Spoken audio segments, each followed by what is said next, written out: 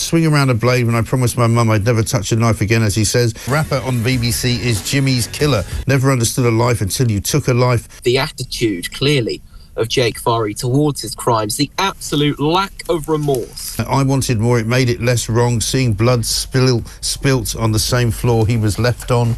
This is the 35-year-old drill rapper known as Ten, whose music has been promoted by the BBC and whose career certainly seems to be heading in the right direction.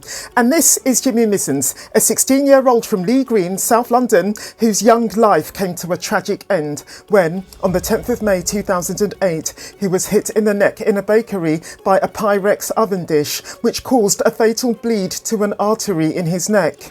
A youth by the name of Jake Fahri, who hurled the Pyrex dish at Jimmy, subsequently did 15 years for Jimmy's murder. And now, suddenly, Ten, the aforementioned drill rapper, seems, in at least one of his tracks, to be glorifying this particular horrific crime, this being, in and of itself, a glaringly offensive and reprehensible act. Ten is none other than Jake Fahri. As at January 2025, the BBC has been promoting the music of a killer.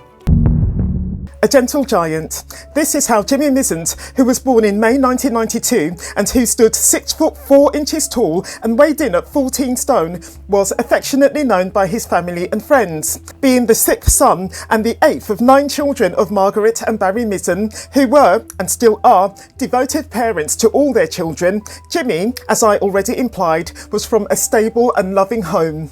At St Thomas More Catholic Comprehensive School in Eltham, Jimmy had lots of friends and was well liked equally by his teachers. In court, Jimmy's parents described their son as easygoing and always willing to help neighbours with small chores, give up his seat on a busy bus, or run an errand for his mother, such as the one that he was on when he was killed, his murder having taken place no less than the day after his very 16th birthday.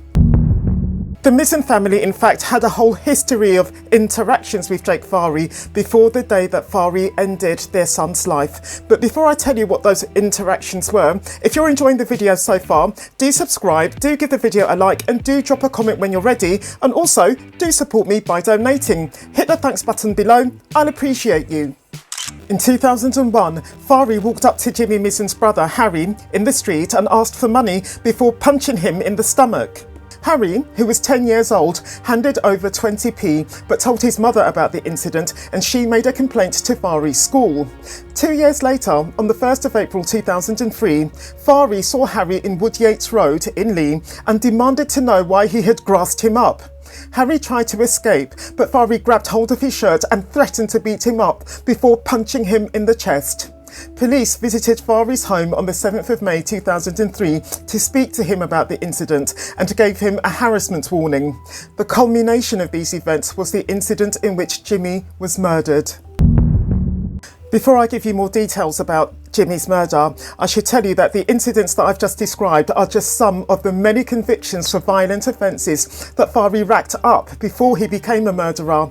On the 19th of July 2004, he was given a 9-month referral order for taking part in a gang knife-point robbery of a schoolboy at Falconwood Railway Station in Bexley, South London. On the 4th of January 2005, he was given a 12-month supervision order for the robbery of an adult in Greenwich Park on the 13th of April 2004.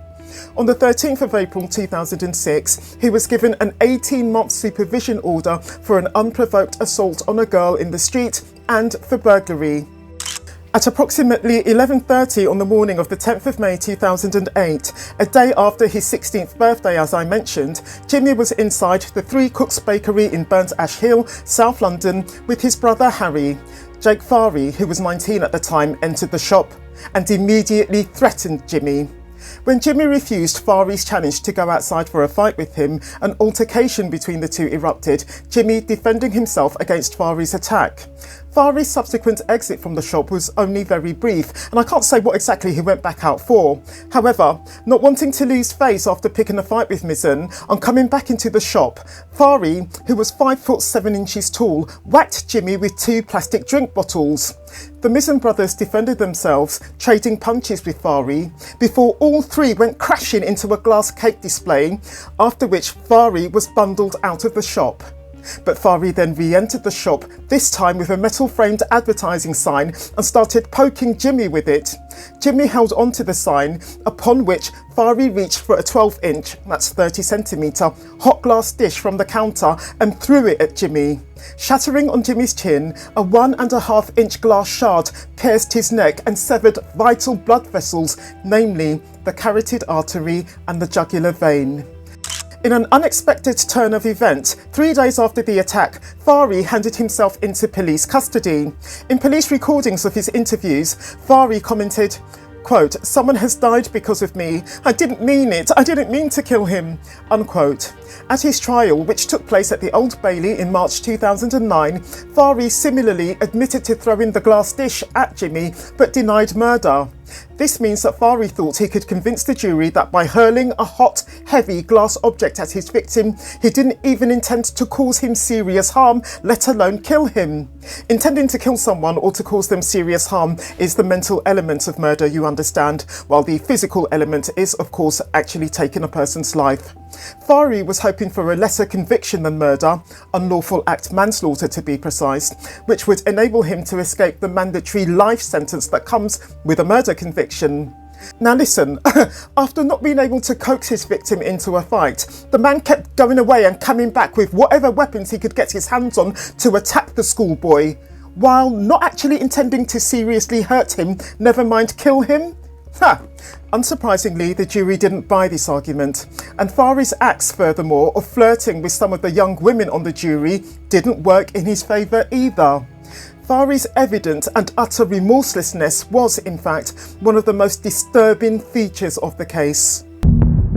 In 2009, following the life imprisonment of their son's murderer, who had duly been found guilty of nothing less than murder, the Mizen family set up the Jimmy Mizen Foundation. It's a charity based in Lee Green, and it works with schools across the United Kingdom to help young people make their local communities safer.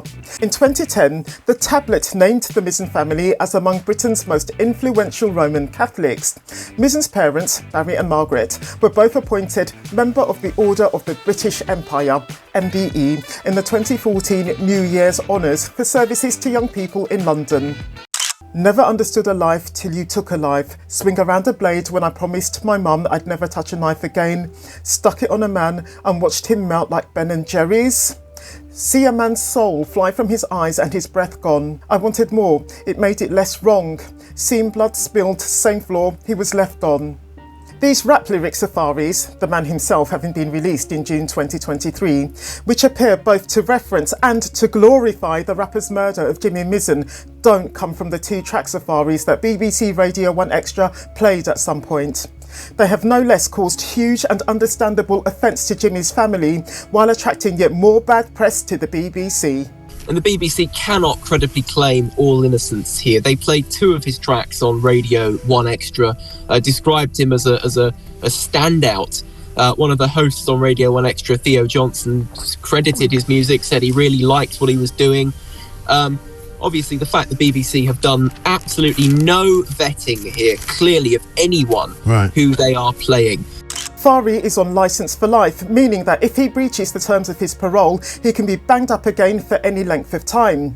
Whether the lyrics of his that appear, as I say, to reference his taking of Jimmy Mizen's life breach the terms of his licence is, at the time of this recording, yet to be settled, Fahri having in his favour the argument of poetic licence. The Ministry of Justice had, again at the time of the making of this video, only commented that, quote, "We are aware of this content and are investigating it as a priority.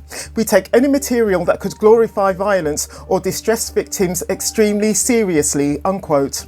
Fahri can also very probably fight off any claims that he is profiting from his evil act, not just with the argument that his lyrics don't reference any real-life acts of his, but also, and more importantly, with the defence that he is not profiting from his crime in any prescribed way. Selling his story to the media, for instance, would definitely land him in trouble with the law, since criminal convicts and ex-convicts are 100% banned from profiting from their offending in that way. Meanwhile, the BBC have commented that, quote, This individual does not feature on any BBC playlists. We have never played, as we pointed out to The Sun, the lyrics that they have printed. He's had 2 other tracks played twice. One Extra has no further plans to play his music. We were not aware of his background and we in no way condone his actions, unquote. I'm just sorry for Jimmy, his family and his friends. They've all suffered enough already and don't deserve any more pain or distress. If this video has gripped you, I recommend you to watch this one next. I'll meet you there.